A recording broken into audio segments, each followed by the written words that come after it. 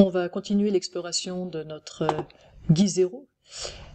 On a créé ici une application, donc une fenêtre principale. On a ajouté un texte qu'on a associé à cette fenêtre principale avec le texte bonjour, et on fait un display de notre fenêtre, c'est-à-dire qu'on affiche notre fenêtre, et voilà ce que ça donne. Alors on va rajouter quelque chose maintenant, on va rajouter un bouton, c'est le début de l'interactivité.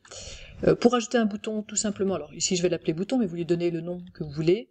On va créer un bouton avec la méthode pushButton, donc bouton pressoir, un bouton sur lequel on va cliquer. Un bouton pressoir, ça prend en paramètre obligatoire, vous devinez peut-être, l'endroit où on va poser le conteneur, on va poser ce bouton. Ici on va le mettre directement sur l'app.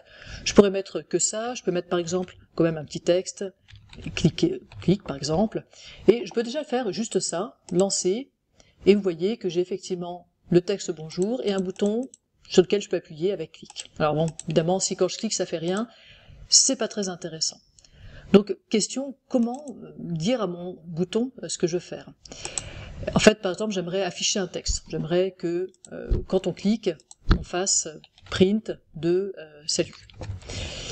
Le problème, c'est évidemment, si je l'écris ici, ça va se faire tout seul, ça va se faire automatiquement, et je veux pas que ça se fasse automatiquement, je voudrais pouvoir différer cette instruction. Donc comment est-ce qu'on diffère des instructions? Vous devinez peut-être qu'il va falloir que je passe par une fonction. Je vais passer par une fonction, que je vais appeler par exemple afficher, et qui va faire print salut. Donc ça ne sera appelé que quand j'appellerai, enfin cette instruction ne sera faite que quand j'appellerai la méthode afficher. Donc quand est-ce que je peux appeler cette fonction afficher? Je voudrais que ce soit appelé justement quand j'appuie sur le bouton.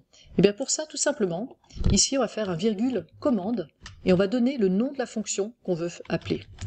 Donc je mets commande égale afficher. Donc qu'est-ce qui se passe, que je résume? On crée un bouton, pour ça on utilise une fonction qui prend en paramètre une application, l'application sur laquelle on veut afficher le bouton, un texte et une commande qui est elle-même une fonction. Ça fait un peu des nœuds au cerveau, on donne le nom d'une fonction à l'intérieur des paramètres d'une fonction. Mais c'est en fait finalement assez simple, ça s'appelle la programmation fonctionnelle, et qu'est-ce qu'on est en train de dire? On est en train de dire que quand on appuiera sur notre bouton, on lancera la commande afficher, donc on fera l'instruction afficher parenthèse. Remarquez que là j'ai pas mis de parenthèse, je dois juste donner le nom de la fonction, et quand j'appuierai sur le bouton, ça lancera la fonction. Alors, faisons ça, juste pour tester, je clique, et effectivement, ça écrit salut dans la console. Bon alors c'est pas top que ça s'écrive dans la console, on aimerait bien justement éviter l'utilisation de la console, donc ce que je vais faire c'est que plutôt que d'écrire salut dans la console, je vais modifier le texte, je vais faire un texte, donc texte ça fait référence ici à ce texte là, texte.value égale salut. Donc je modifie, avec ce value, je modifie le texte que j'avais donné au départ en paramètre à mon texte. Donc si c'est bien clair pour vous, je viens de créer un bouton, quand on clique dessus, ça lance la commande, donc la fonction afficher, et afficher ça fait modifier la valeur du texte, qui est un autre widget de ma fenêtre. Alors je lance tout ça, et quand je clique, effectivement, vous voyez que le texte ici a changé, et c'est mis en salut. Une dernière chose, je pourrais avoir envie d'afficher pas toujours le même texte, alors je pourrais faire des fonctions différentes, si par exemple j'ai un bouton 1, qui affiche, j'aimerais qu'il affiche salut 1, et puis un bouton 2, j'aimerais qu'il affiche salut 2. Alors, c'est pas trop grave, on pourrait faire deux fonctions, une fonction afficher 1, une fonction afficher 2, mais ce qui serait plus intéressant, c'est de pouvoir dire, mon bouton 1 et mon bouton 2 appellent la même fonction, mais avec des paramètres différents. J'aimerais pouvoir mettre ici un paramètre, texte à afficher, et puis que le texte à afficher soit celui que j'ai donné en paramètre. Le problème c'est qu'ici je peux pas donner de paramètres, parce que je donne le nom de la fonction sans les parenthèses, ça c'est important.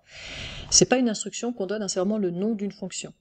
Mais on peut donner des paramètres en ajoutant des arguments comme ça dans une liste. Donc ici, je vais dire que je donne comme argument, par exemple salut 1, et puis ici, je donne comme argument salut 2. Alors, il me manque les crochets, puisque ça se donne dans une liste, ce qui permet de donner éventuellement plusieurs arguments. On va le faire si vous voulez après.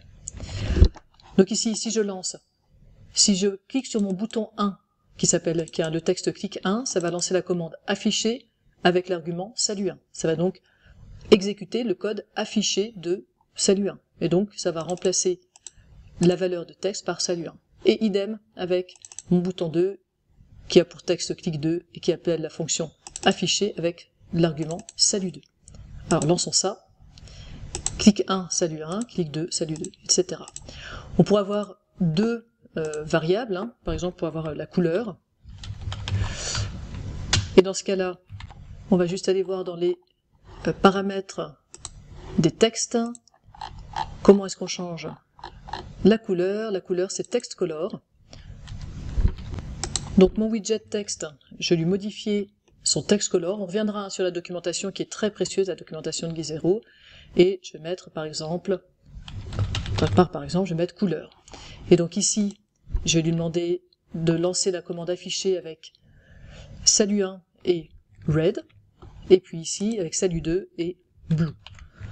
Donc si tout se passe bien, par exemple quand je clique sur le bouton 2, qui porte le texte clic 2, ça devrait appeler la méthode afficher avec les arguments salut2, donc texte affiché vaut salut2, et blue, donc couleur vaut blue. Donc ici, ça va être remplacé par salut2, et ici par blue. Allez, essayons. Clic 1, j'ai salut1 en rouge, clic 2, j'ai salut2 en bleu. Résumons ce qu'on a vu, parce que c'est évidemment pas simple. On a créé des push buttons. Un push button, ça prend au moment où on le construit un certain nombre d'arguments, dont le widget, enfin le conteneur sur lequel on va le déposer, mais ça peut prendre aussi, et ce sont des paramètres facultatifs, une commande qui doit être le nom d'une fonction, on doit donner le nom d'une fonction à cette commande, et éventuellement des arguments. Ces deux paramètres sont facultatifs. Mais si je les donne, ce qui va se passer, c'est que quand je clique sur push button, on va appeler fonction 1 avec les arguments A1, A2 ici.